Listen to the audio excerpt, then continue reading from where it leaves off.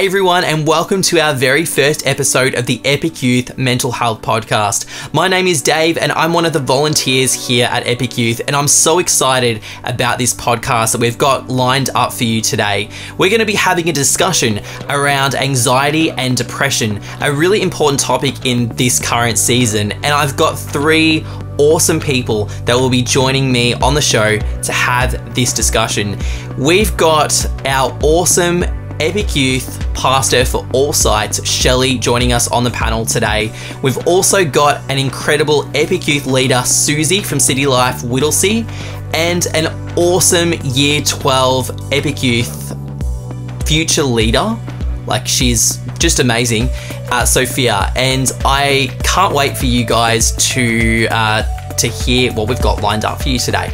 So let me introduce the panel to you, or rather, the panel, you introduce yourselves. My name is Susie Curry. I am a Whittlesea Epic Youth leader, and aside from that, I work at the movies and still a uni student, so yeah. My name's Sophia Joseph. I'm in Year 12, and yeah, Year 12 is great during COVID. My name's Shelley, and I'm the head of ministry for Epic Youth at City Life Church.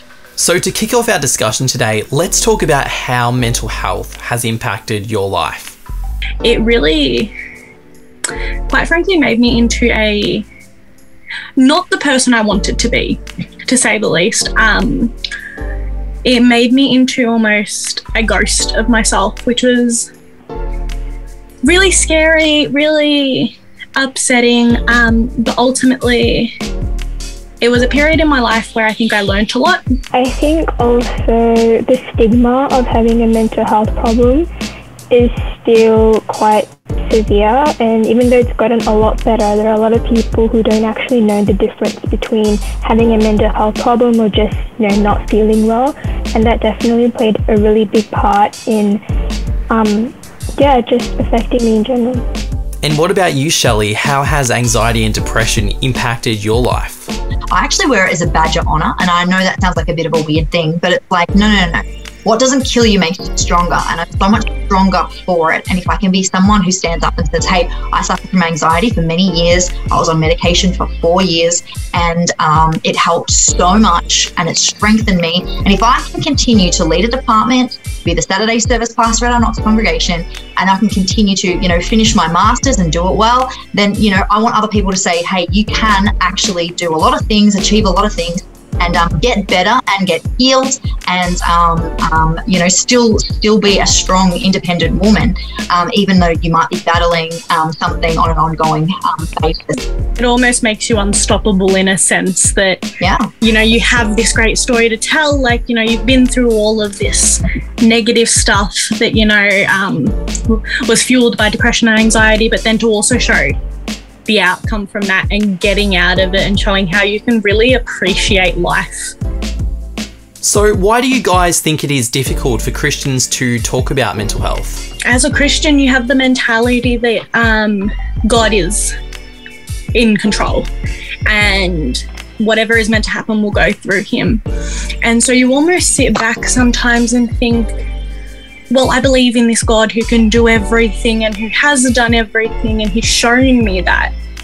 And you just sit back and kind of think, well, what's wrong with me? Am I just not a good enough Christian that I don't believe in him enough? And that's what's fueling my depression and anxiety. We tend to put ourselves down the second that we don't meet that example. And like, although there isn't the perfect Christian, no one is the perfect Christian, we continue to live up to that unachievable standard. I still feel like people take it really lightly, or they generalize it. So when they're upset, they be like, oh, I'm depressed, and they're not sensitive that there are people around them that actually are, or I'm really anxious, I'm having a panic attack or something, and they don't actually understand just how significant those words are. And I also feel like it's because we are not really educated enough. We are, in terms of when we like in year 10, 11, 12, but I think the formative years of our life are really important, where we learn what actually is a mental health problem, how do you help someone, and I think, in my opinion, if those things were, I guess, elaborated to us and actually taught to us, it would become less of a stigma now. And last year we had some really great resources and some courses that young people in their life groups could go through. And this year we're about to purchase another one on well-being. So if there's anyone who's listening and who's wanting to reach out and have just a little bit more substance, maybe something they can work through in their personal time or with their life group, there is a course, and it's a well-being course, and that will be available for you through your life group. And Sophia, why do you think it is really tricky for young people to open up about their mental health? A lot of it comes from your perception of how you see yourself, and it stems down to, honestly, sometimes your pride and your self-esteem. You don't really want other people to think of you as someone being weak, and especially if you, on the outside, if you look like you have your life all together, you don't want people to see that gap or that crack. And I think a lot of people in my age, they feel the same way as well, especially even on social media. No one really, I mean, now it's getting a lot better, but you hardly see people publicly displaying their weakness and stuff, and it's the same in reality. We don't really want people to see, because it's always been deemed that our weakness and our insecurities, we always should protect it. As well as being a Christian, we always are like, God is my strength, you know, he'll take anything away from us. And the fact that if you acknowledge that you have a weakness, or if you acknowledge that you're suffering, a lot of people are scared that they're going to get judged. Like, I know I was really scared that people are going to judge me for not being a good Christian, or that people are going to say, oh, my problems are worse than yours. And I didn't want to let other people know because of the fear of being judged. And yeah. For me, a pretty big part of it was when, like, being in a youth group, or like with a bunch of people from the year 7 to year 12, and just looking at them and thinking, I was there. Like, I saw a younger me in their eyes, and I could see that they were struggling, but they were too afraid to come out for it. So I'd really love to see us create this open and welcoming, like, atmosphere and environment where everyone can come through and, you know, feel confident saying, I struggle with mental health right now. I need help. I need assistance. And, you know, instead of us just being like, okay, let's guide you to the counsellors, keeping it as an ongoing conversation that this is something that happens, and yes, we struggle, and this is how we get better, and this is how God helps us get better. And, you know, this persistence and this consistency in wanting to better your life is ultimately what's going to drive you out of that almost pit and closer towards where you want to be in the future. I do think that a culture is from a community, and from a community, your family. So whatever happens in a family is really important, because as for me, and I know a lot of younger juniors as well, they don't really talk about mental health in their families, and so when they come to church, they don't think it's appropriate to talk about mental health, and that from there just expands, and then that becomes a stigma. So I think in 5 to 6 years time, I really hope City Life could not only tell the youth as well as the adults, and really just equip them and just honestly educate them, because some people, they just generally don't know. That it's not like they don't want to help or they're just oblivious, but they just generally don't know. So I really hope that City Life can not only educate the youth, but even the adults as well. When we were working through this strategically, like, with mental health is so broad and youth mental health is so broad, and I was like, what are we targeting? And I realized that the biggest need was actually parents. That's what we targeted. So we did 2 back-to-back with Michael Carr-Gregg, number 1 adolescent and child psychologist, in Australia at the moment.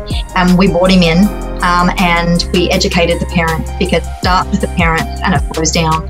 And then it starts with church. And so I hope you guys have noticed City Life Church is now bringing in Are You OK Day for their weekend services as well. So you'll be hearing from Andrew Chisholm, our senior minister, talking about that. And again, it's starting to say, hey guys, there's an issue. Let's educate the parents. Let's educate our church. let's start to slowly change culture. Susie, I'd love to touch on your experience that you've had in your life. What do you think has been the biggest lesson that you've learned? One of the biggest lessons I think I've ever learned is that God knows me. God knows my troubles. He knows my hardships. He sees what I am going through. If he's willing to remember the names of every single star, he surely knows who I am. And that realization and that thought of, going through and reading that scripture and realizing it's not just me. I'm not alone. He really helped guide me back to an incredibly positive mindset where it no longer felt like I was carrying this big burden all on my own. The second I accepted God into my life and said, I really need help right now, and I'm going to surrender my situation and my emotions and my struggles to you, all of that was immediately lifted off. The combination of both therapy and God. Therapy is great. It's an incredible thing. It's an incredible resource for us. But I think it in itself, at least for me personally, I was in therapy for 3 years before I came to know God, and I was stuck in this stagnant position where I was almost just trying to lean on all of my own understanding and all of my own strength. And although I tried my hardest, it wasn't until I let God in and helped, let him share that burden with me, that I really started to progress forward. And he's given us this great starting point of therapy, but unless we're committing to both him and therapy, there's only so much we can do when leaning on ourselves. It's really a hand-in-hand thing that's going to get us to where we want to be. I realized that psychology really just points us to God. One of the things we learned in therapy was our thoughts affect our behavior, and our behavior affects our actions. And in the Bible, it says, meditate on the word day and night, love the Lord your God with all your heart, soul, and once in your thoughts, when you think about godly things, that will reflect your behavior and therefore your actions. And just being in therapy, like what Susie said, you can't rely on it, but once you have therapy and God in your life, you will actually see. And if there was a mic, I'd just drop it and just walk away. We're done now. And this seems to me like the best place to end this episode. Thanks so much, guys. This has been great. Yeah, no, this is awesome. Thank you so much, Dave. And can I just say, Epic Youth's really making some waves out there in the world, by the way. We got nominated and finalists for the Are You OK Day Community Award. Are You OK Day contacted me and was like, hey, we've seen what you've done in the last 4 years. I was like, what? What are you spying? And then, so we were a finalist, which is amazing. So do you recognise that the whole of Australia, and we're a church, people don't like churches if you haven't really noticed that. Also, we've been nominated for the Aston Community Award for our local government. And it's again, in the area of mental health. I've got so many churches. I spoke for Youth Alpha. I can't remember if it was this year or last year. They just kind of mesh into one, don't they?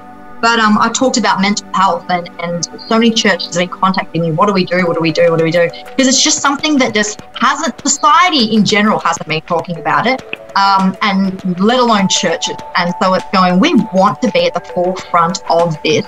But Sophia and Susie, you guys are vision carriers of Epic. Sophia, you might think, oh, I'm just in year 12. No, you're a vision carrier and you're a culture setter. And so, you carry this vision of saying, we're going to change culture, we're going to change and we're going to turn this ship around. So same with you, Susie. And Dave, we already know you're a part of that. So you're part of that. So we thank you a lot. Thank you. Well, that's all we've got time for this episode of the Mental Health Podcast. Thank you so much to Shelley, Sophia, and Susie for being on the show for this week. Thanks so much for watching, guys, and we'll see you next time.